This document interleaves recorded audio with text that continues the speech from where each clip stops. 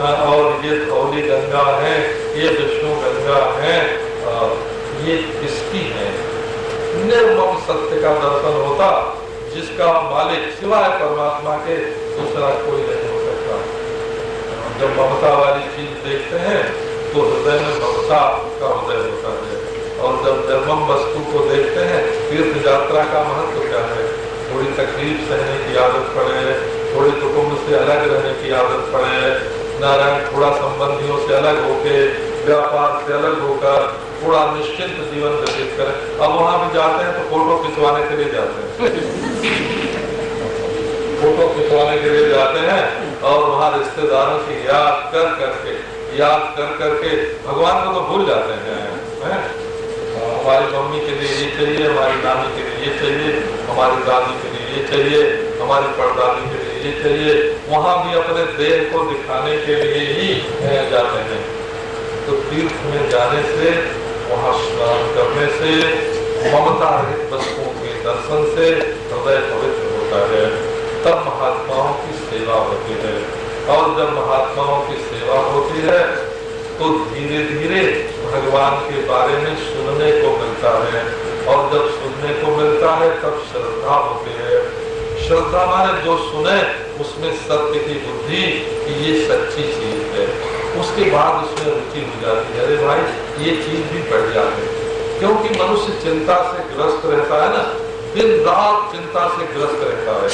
ये हमारे कई महात्मा लोग क्या करते हैं कि कोई आया, बोले देखो लेट जाओ, शरीर को बिल्कुल ढीला छोड़ दो, तो काम करते करते तो शरीर कड़ा हो जाता है, जब ढीला छोड़ते हैं तो थोड़ा आराम मिलता है। फिर बोले देखो मन जहाँ जो करता है, जहाँ जाता है जाने दो, तुम सिर्फ देखते रहो। तो मन में जो चिंता का बोझ होता है वो कम हो जाता है, तो थोड़ा सुख मिलता है। तो बोले वो योगा करने में तो बड़ा सुख है। तो ये अपने मन को जब फिक्र से रहित करते हैं ना, रुचि हो जाती है, रुचि हो जाती है माने रस आता है, स्वाद आता है। एक आदमी है, तो उसको पहले खाना नहीं खाता था, दूध नहीं खाता था, दूध नहीं पीता था। अब तो बड़ा हो गया है, हमारे सामने पैदा हुआ था, तो दूध नहीं पीता। उसको धीरे धीरे तरह तरह के बहाने करके जब दूध पिलाया गया, तो 2-3 महीने 4 महीने के बाद दूध में इतनी रुचि हो गई, इतना रस आ गया कि अब उसको तो दूध के सिवाय दूसरी कोई चीज अच्छी न लगे। आप सुन के देखिए तो नारायण भगवान की कथा में इतना रस है, इतनी रोचक है, हर लगे न फिट करे रंग चौका। आप कोई दक्षिणा मत दीजिए, नारायण आप कोई भेंट मत कीजिए, आप कोई चंदा मत कीजिए, पर नारायण ये सब तो संसारी स्वार्थ की बात है। आप खूब प्रेम से जहाँ जहाँ वक्ता ले जाए, अपने मन को भगवान की उस लीला कथा में थोड़ी देर के लिए ले चलिए। आप निश्चय रखिए, आपकी दुकान का कोई नुकसान नहीं होगा, आपके घर में कोई उपद्रव नहीं होगा, आपका काम और बढ़िया बनेगा। परंतु थोड़ी देर के लिए सबकी चिंता छोड़कर इसमें रुचि लीजिए, इसमें रस लीजिए।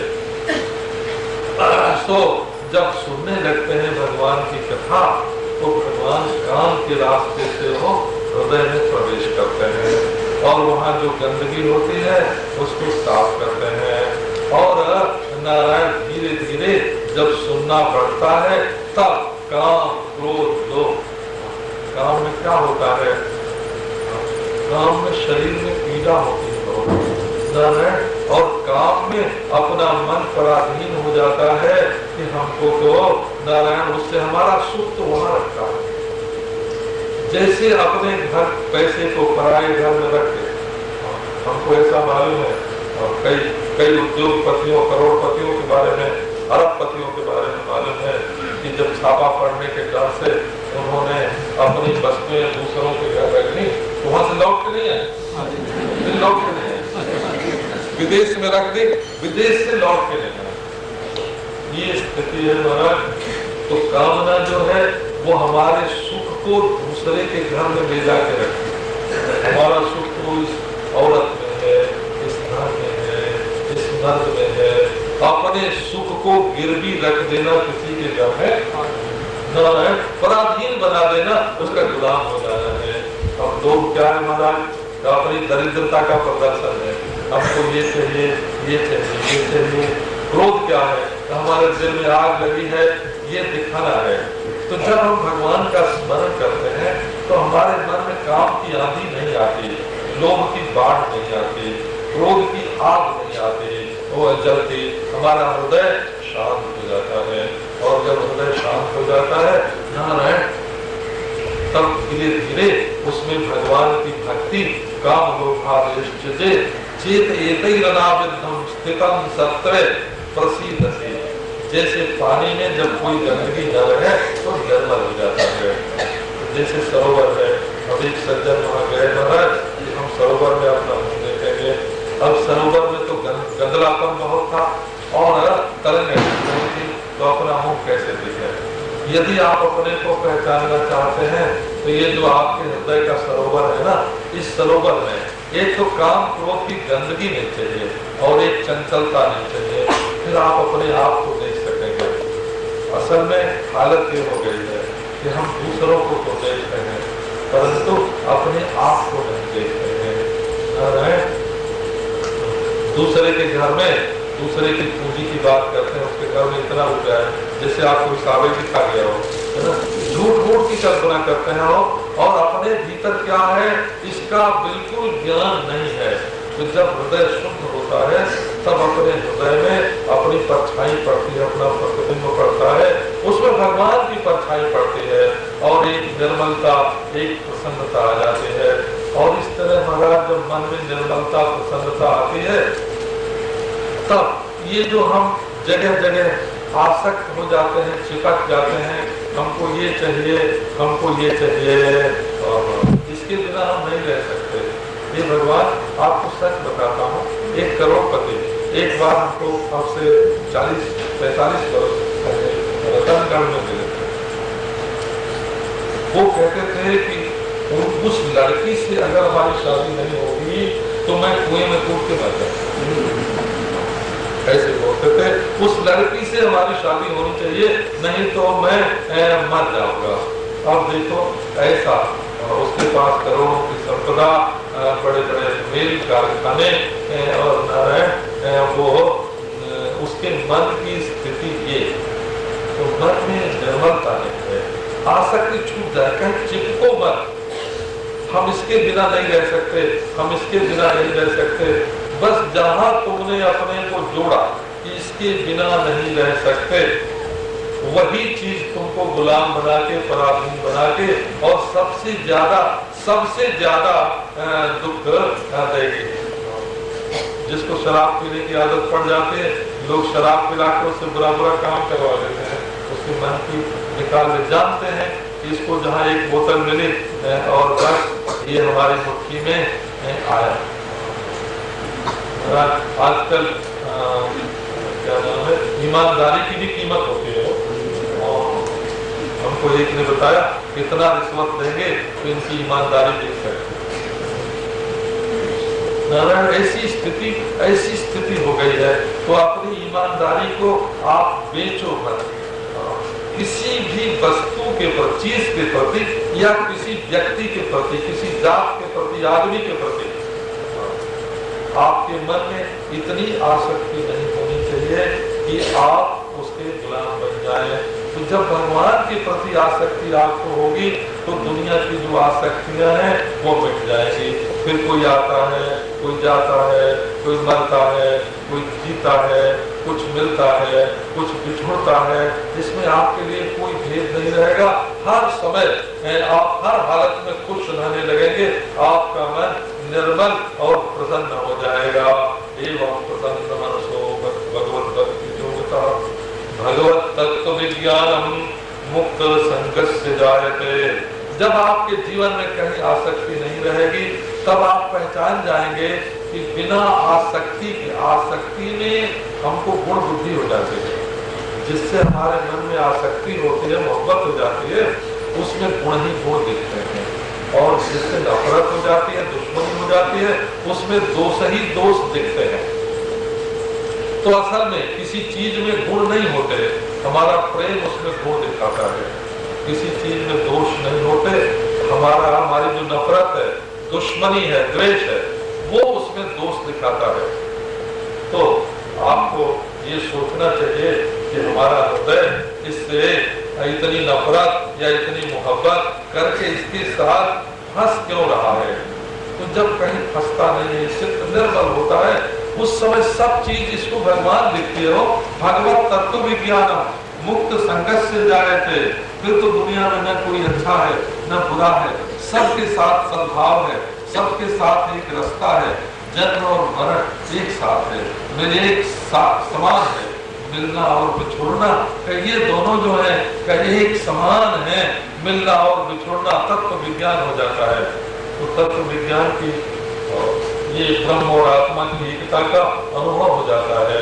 उससे क्या होता है, विद्यते हृदय ग्रंथि छिद्यन्ते सर्व संशयाः क्षीयन्ते चास्य कर्माणि तस्मिन् दृष्टे परावरे।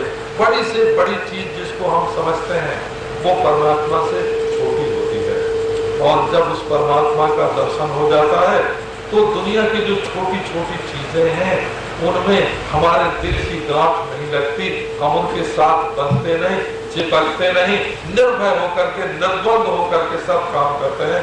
नहीं तो ये न छूट जाए, ये न टूट जाए, ये न मिट जाए।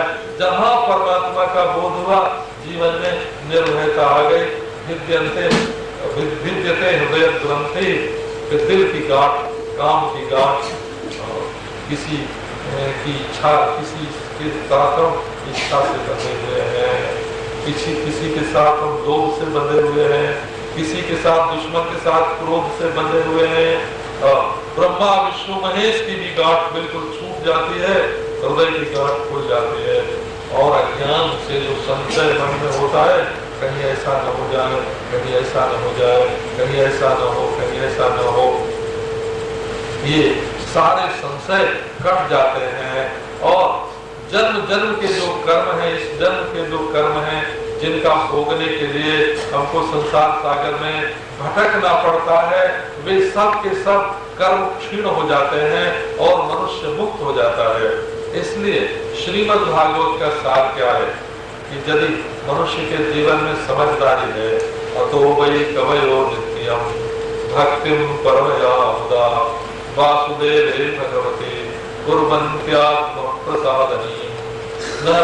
इसलिए जो समझदार आदमी है, जो भूत और भविष्य के रहस्य को जानते हैं, क्या हुआ और आगे क्या होगा और इस समय क्या हो रहा है, वे हमेशा ही अपने मन को भगवान के साथ जोड़कर भविष्य के लिए भगवान पर विश्वास करते हैं।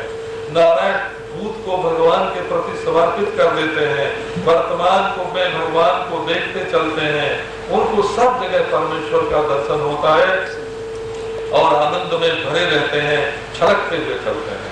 वो जो बोलते हैं उसी का नाम संगीत हो जाता है हो, और वो जो चलते हैं उसी का नाम नृत्य हो जाता है। प्रेम में भरकर चलो, नाचते हुए चल रहे हो, और प्रेम में भरकर बोलो, गाते हुए चल रहे हो।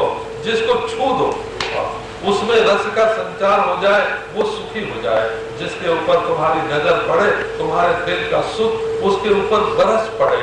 जिसको देख करके तुम मुस्कुरा दो, वो बाग बाग हो जाए। अपने जीवन को ऐसा महाराज, ऐसा चिंतामणि बनाओ, ऐसा कल्प वृक्ष बनाओ, ऐसा कामधेनु बनाओ, ऐसा भगवानमय बनाओ कि तुम्हारा जीवन सबको सुख देता हुआ, सबको रस देता हुआ चले। ओ शांति। अब आप लोग बैठे रहो, आपकी होगी। हाँ, अब आपकी कितनी बारी होगी? कीर्तन करो, थोड़ा संकीर्तन करो। राधे राधे गोविंद गोविंद राधे राधे राधे गोविंद गोविंद राधे राधे राधे गोविंद गोविंद राधे राधे राधे गोविंद गोविंद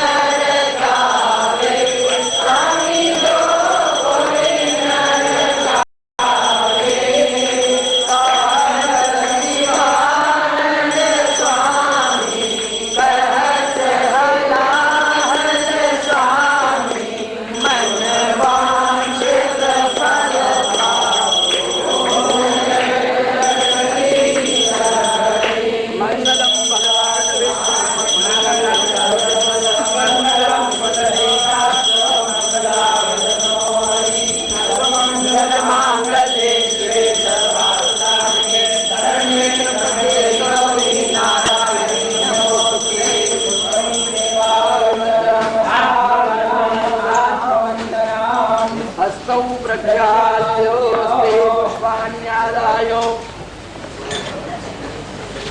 ॐ यज्ञेन यज्ञमयज्ञदेवास्तानिरतानि प्रथमान्यासनोऽपि अनामयमानस्मतस्तयस्तपुरे साम्यासन्निदेवा